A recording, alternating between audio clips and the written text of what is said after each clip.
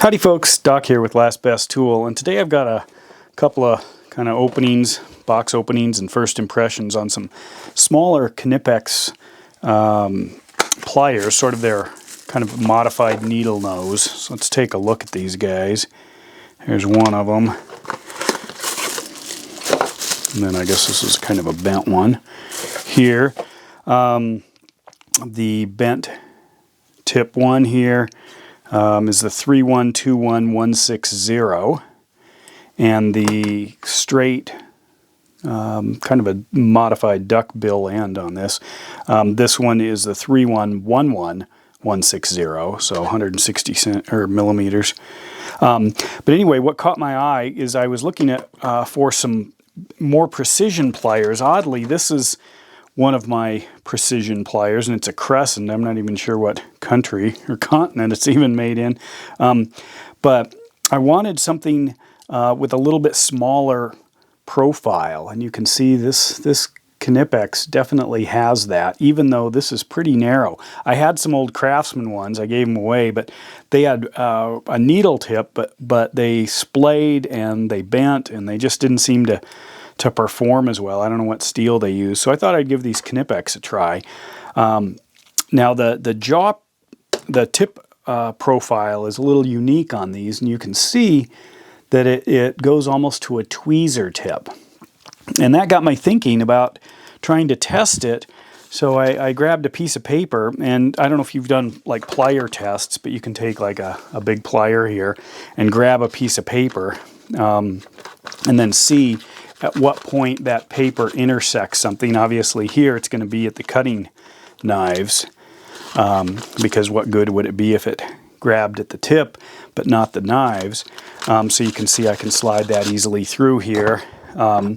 If I go to something like this Knipex here, and I haven't even released it, but you can see it grabs. I'm just kind of toggling it like this, grabbing the paper until it slips free, and it's right there. So that's how far in this one goes.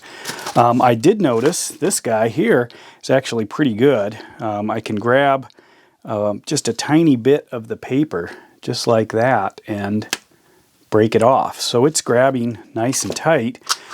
Here's some Macs, and I had a whole set of Mac pliers, and I got rid of all of them but this one, because this one sucked the least. But anyway, I can grab and I can nip off little tiny pieces, so that's got a pretty good grab. Here's the crescent. I can snug that right up to it and grab a little tiny piece. It's a good one. Here's a little pair of snap-ons. Let's try these. Line it right up there. It slides off. Look at that. You have to go quite a ways to grab it. Clear it. So right there, it slides out. Interesting snap-on. What about these guys?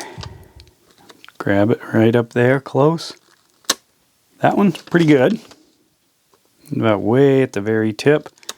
Good. That one passes. Let's try these Knipex. Grab it there. I can feel a little tension. Whoops, slides right off. And I'm squeezing. You can see here, I'll show you.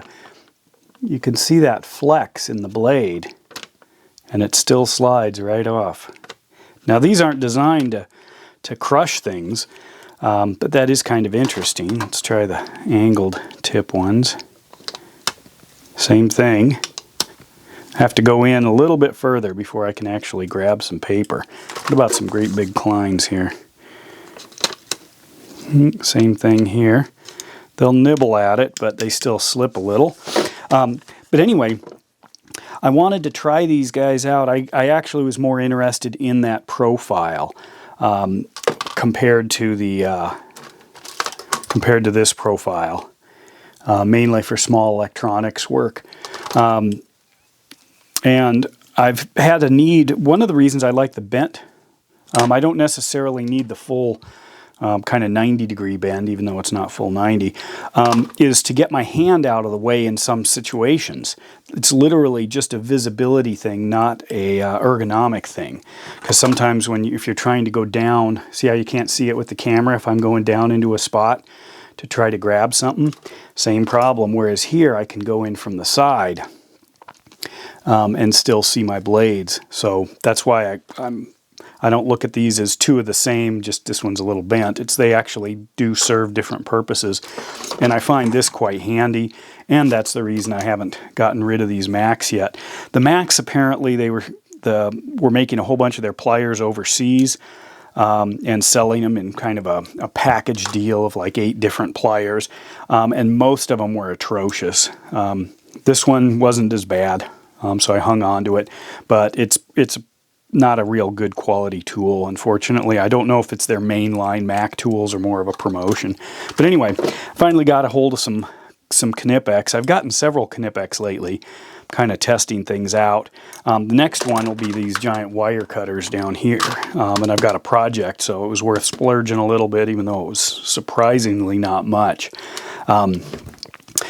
Anyway, so I'll be headed in that direction. But I thought you might be interested in these at first. So far, I like the feel of them. The handles are fairly small, you can see, compared to these Kleins even. And I thought these Kleins were pretty small.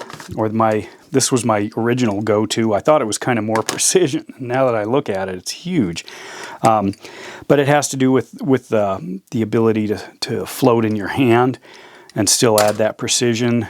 This one, I think because this bend is a little stronger, it does work. It just slides up, which allows you to get back here, which would give you more leverage, but that's actually not of any use since it doesn't really grab. No matter how hard you squeeze, it still slides off, so it's not a leverage issue. But I like the workmanship. They are silky smooth. They open quite easily to about here, and then they meet some resistance. I don't see an adjustment. Some Knipex you can adjust, like on these guys. You can adjust the tension, I think, or even take it apart and service the spring inside it. This one's a little bit stiffer, but I really like that handle. You are grabbing very small things, so it's not like you have to have, enormous dexterity to open something up. It's going to be precise. So I'm looking forward to trying them out. They were a little over $30 a piece, which compared to Snap-on feels cheap. Compared to the cheap stuff, it feels expensive. But that will fill out that corner of my toolbox. So far I'm pleased. Now let's just see if they work in the real world. And with that, Doc out.